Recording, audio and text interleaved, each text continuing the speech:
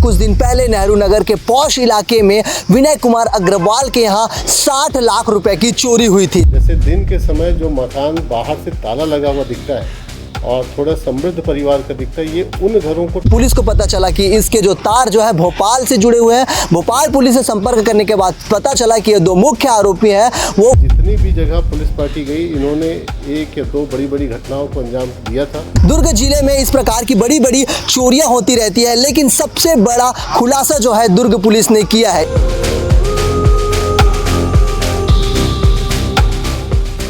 अगर आपके भी घर के आसपास कोई सब्जी बेचने वाले या चादर बेचने वाले, किसी अन्य प्रकार के सामान बेचने वाले आते हैं तो आपको सावधान होने की ज़रूरत है, क्योंकि वो सामान बेचने वाले के रूप में चोर हो सकते हैं। दुर्ग पुलिस ने एक बहुत ही बड़े चोरी का खुलासा किया है, जिसमें कुछ दिन पहले नेहरू नगर के पौष इलाके में विनय कुमार अग्रवाल के यहाँ 60 लाख रुपए की चोरी हुई थी। जैसे ही सूचना पुलिस को मिली थी तो पुलिस लगातार इसकी जाँच पड़ताल कर रही थी, और ये एक ऐसी चोरी थी जिसमें चोरी का खुलासा करने में दुर्ग पुलिस को बहुत ही ज़्यादा मशक्कत करनी पड़ी है। जी हाँ, दुर्ग पुलिस ने अलग अलग सीसीटीवी कैमरा खंगाले, अलग अलग सीसीटीवी कैमरा की जांच की। उसमें पता चला कि ये जो चोर है वो पावर हाउस से कुम्हारी से रायपुर के मदौहा पारा में जाकर जो है किराए के मकान में रहते थे। और जब इन लोगों को गिरफ्तार कर लिया गया तो इस बात का खुलासा हुआ कि दुर्ग में दो और बड़ी चोरी हुई थी। इससे पहले एक चोरी जो है नाधिका नगर में हुई थी, दूसरी चोरी जो है पद्मनाभपुर में हुई थी।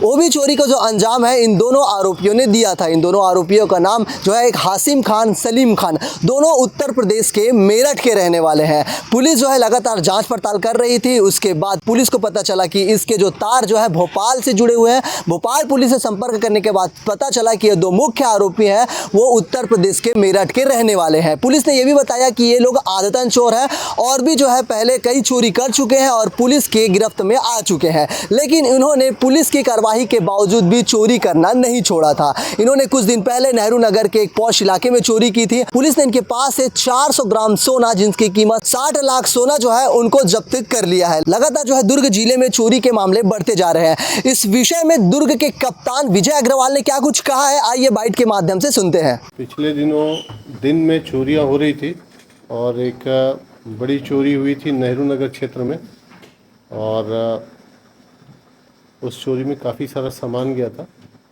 प्रार्थी विनय अग्रवाल थे और उनके यहाँ जब वो शादी में गए थे तो बड़ी चोरी हुई थी। और उस चोरी के बाद से जैसे ही सूचना मिली थी, रात में जब वो आए वापस तो घर में ताला टूटा हुआ था और उसकी सूचना पर से पुलिस एक्टिव हुई थी। और जिस तरह से चोरी हुई थी उससे देख के पहले तो ये लग रहा था कि कोई परिचित व्यक्ति चोरी किया है, परंतु जब उस चोरी के डिटेल में गए और ख़ास तौर से जब सीसीटीवी फुटेज देखे तो ये पता लगा कि ये प्रोफेशनल चोर है जिन्होंने बहुत ही शातिराना अंदाज में उस घटना को अंजाम दिया था। सीसीटीवी फुटेज को फॉलो करते करते नेहरू नगर चौक से फिर कोसा नाला फिर थाने के सामने, और फिर वहाँ से पावर हाउस चौक से चरौदा से कुम्हारी टोल प्लाजा से रायपुर से सीसीटीवी फॉलो करते करते जय स्तंभ चौक से फिर मौधापारा चौक, वहाँ तक लगातार उसको फॉलो किए। और इसमें दो लोगों के बारे में जानकारी प्राप्त हुई। रायपुर में ये मौधापारा में एक मकान को किराए में लेके रखे थे और स्वयं को ये कंबल बेचने वाले या चादर बेचने वाले बता के रुके हुए थे और किराए में लेके रखे थे। वहाँ से जो लिंक मिला उसके आधार पे फिर पुलिस पार्टी बिलासपुर गई। बिलासपुर से फिर जो लिंक मिला उसके आधार पे पुलिस पार्टी भोपाल गई और वहाँ से टीम फिर मेरठ गई। तो कुल मिला के जितनी भी जगह पुलिस पार्टी गई, इन्होंने एक या दो बड़ी बड़ी घटनाओं को अंजाम दिया था। और अंततः जब पुलिस पार्टी मेरठ पहुंची तो इस गिरोह का पता लगा और इसमें दो सदस्य इसमें पकड़ाए हैं। एक व्यक्ति जो चोरी में डायरेक्ट शामिल था, जो मकान के अंदर घुसा था, और दूसरा वो व्यक्ति जिसने इसको आभूषण को खपाने में मदद की थी। दोनों ही व्यक्ति पकड़े गए हैं, परंतु इसके एक साथी और भी है जो उस एरिया में निवासरत है और उसके लिए पुलिस टीम लगी हुई है। और स्थानीय पुलिस की मदद से उम्मीद है कि हम लोग उसको भी जल्दी पकड़ लेंगे। और लगभग 400 ग्राम सोना इसमें मिला हुआ है। सोना गली हुई अवस्था में मिला है और कैश भी मिला है, कैश भी जब्त हुआ है और इसमें और भी आगे पुलिस रिमांड में लेके पूछताछ करेंगे तो और भी जब्तियाँ इसमें होंगी। ये मेरठ में ही जो लोकल ज्वेलरी शॉप है वहाँ इन्होंने बेचा था और वो ज्वेलर्स को भी पकड़ के ला रहे हैं। दोनों को अरेस्ट किए हैं, जो मेन चोर है जो यहाँ आके चोरी किया था प्लस जो ज्वेलर्स है। सर अब तक कितने % की रिकवरी हो गई है? एग्जैक्ट बता पाना भी मुश्किल है क्योंकि इसमें और भी चोरियां हैं, उसके भी माल शामिल है। जैसे इन्होंने बिलासपुर में भी घटना किया है, इन्होंने जबलपुर में भी घटना किया है, नया रायपुर में भी एक चोरी की है इन्होंने और सारी चोरियां दिन के समय की है। तो पुलिस को मदद इस बात से मिली कि इनकी जो मोडस ऑपरेंडी थी, जैसे दिन के समय जो मकान बाहर से ताला लगा हुआ दिखता है और थोड़ा समृद्ध परिवार का दिखता है, ये उन घरों को टारगेट करते हैं।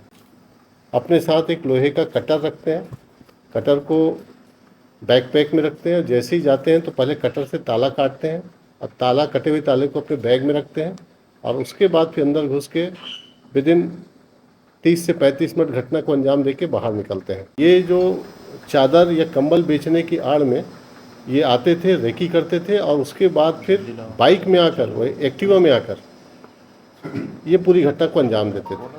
और इसमें टीम को थोड़ा विलम्ब इसलिए हुआ क्योंकि सीसीटीवी फुटेज देखना और पूरे रास्ते में उसको आइडेंटिफाई करना ये बहुत मुश्किल काम था। एक एक सीसीटीवी फुटेज को देखना, फिर उसको स्लो मोशन में देखना और फिर सारी चीज़ों की कड़ियों को जोड़ना और फिर टेक्निकल इनपुट पे काम करना, क्योंकि दुर्ग से वो रायपुर की ओर भी जा सकता है और नांदगांव की ओर भी जा सकता है।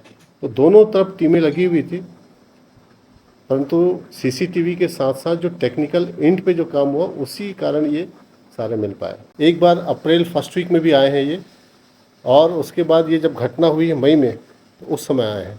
ऐसा करके इन्होंने रेकी करके घटनाओं को अंजाम दिया है। एक घटना बदनापुर क्षेत्र की भी है और एक सुपेला का है और सुपेला का 2 मामला है।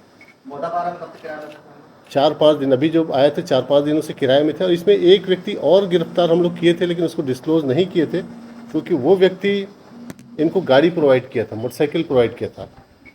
इन्होंने अपने आप जब बिलासपुर में थे तो इन्होंने एक लॉज किराए में लिया था और वहाँ से एक मोटरसाइकिल उन्होंने परचेस किया था। तो जिस व्यक्ति से इन्होंने मोटरसाइकिल परचेस किया था उसको भी इन चीज़ों की जानकारी थी, उनकी गतिविधियों की जानकारी थी, परंतु उसने जानकारी नहीं दी थी। लिहाजा उसको भी आरोपी बना के हम लोगों ने करीब हफ्ता भर पहले न्यायालय में पेश किया था। वो ज्वेलर्स भी बड़ा ख़ास ज्वेलर्स है और उस ज्वेलर्स को बेचते थे। जो दूसरा व्यक्ति है वो जिस लोकेशन से इसको पकड़े वहाँ से थोड़ा दूर रहता है। जब वो पकड़ा जाएगा तो चीज़ें और क्लियर होंगी क्योंकि इसमें और भी रिकवरी करना है हम लोग को। जब ये घटना यहाँ किए तो यहाँ जो सामान मिला था उसके बाद ये सब कुछ अपना सामान लेके चले गए। यहाँ पे सामान काफ़ी मिला था, उसके बाद ये सब लेके चले गए। ये जो ताला काटते थे लोग तो होते थे तो कुछ टेक्निक कहीं से सीखे होके थे? वो कटर था, कटर से काटते थे। उससे तुरंत कोई सीखे होंगे कुछ भी नहीं ऐसे? अब वो इंट्रोगेशन में अभी तो मेरठ से उनको ट्रांजिट रिमांड पे लाए हैं। अभी इंट्रोगेशन PR लेके करेंगे और इसका फिजिकल डेमोन्स्ट्रेशन भी करेंगे कि कहाँ पे घटना कैसे किए हैं, तो चीज़ें और क्लियर होंगी। अभी 2 टीमें बाहर हैं और इसमें करीब 25 लोगों की टीम बनी थी और 25 लोगों की टीम थी वो इसमें लगातार काम कर रही थी। एक टीम सिर्फ CCTV पे काम कर रही थी, एक टेक्निकल टीम थी जो CDR और बाकी चीज़ों पे काम कर रही थी, एक टीम सिर्फ ह्यूमन एंड पे काम कर रही थी, जैसे होटलों को जहाँ जहाँ रुकते हैं वहाँ देखना और वहाँ से डिटेल लेना, इस तरह से काम करते हैं। तो आपने सुना कि कैसे दुर्ग कप्तान विजय अग्रवाल ने इस चोरी के खुलासे किए हैं, किस प्रकार से टेक्निकल टीम की सहायता लेनी पड़ी, कितने CCTV कैमरे खंगालने पड़े और अभी भी जांच जारी है। लगातार दुर्ग जिले में चोरी हो रही है, इसके लिए दुर्ग कप्तान विजय अग्रवाल ने लोगों से अपील की है कि अगर आप भी घर से बाहर जाते हैं तो आपके आस पड़ोस के लोगों को बता दीजिएगा या फिर किसी अन्य थाने में, आपके आसपास के थाने में इस बात की जानकारी दे दीजिएगा कि आप बाहर जा रहे हैं, जिससे आपके घर में भी इस प्रकार की चोरी नहीं हो। और इसी के साथ दुर्ग जिले के कप्तान विजय अग्रवाल ने कहा है कि आपके घर के आसपास जो है CCTV कैमरा लगाने की भी जो है निर्देश दिए हैं, उन्होंने अपील की है। दुर्ग जिले में इस प्रकार की बड़ी बड़ी चोरियां होती रहती है, लेकिन सबसे बड़ा खुलासा जो है दुर्ग पुलिस ने किया है। इस पूरे मामले पे आपका क्या कहना है, कमेंट्स में जरूर बताइए और ऐसी खबरों के लिए बने रहिए 36 TV के साथ। धन्यवाद।